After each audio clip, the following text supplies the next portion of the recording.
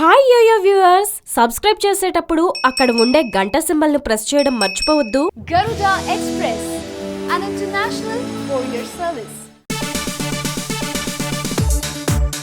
పవన్ మాజీ భార్య రేణు దేశాయ్ ఈ మధ్య కాలంలో తరచుగా మీడియా ముందుకొస్తోంది. ముఖ్యంగా పవన్ నుంచి విడిపోయిన తర్వాత ఆమె సోషల్ మీడియా ద్వారా కూడా యాక్టివ్ గా స్పందిస్తుంది. పవన్ నుంచి విడిపోయినప్పటికీ ఆయన గురించి ఎప్పుడూ నెగటివ్ గా మాట్లాడలేదు.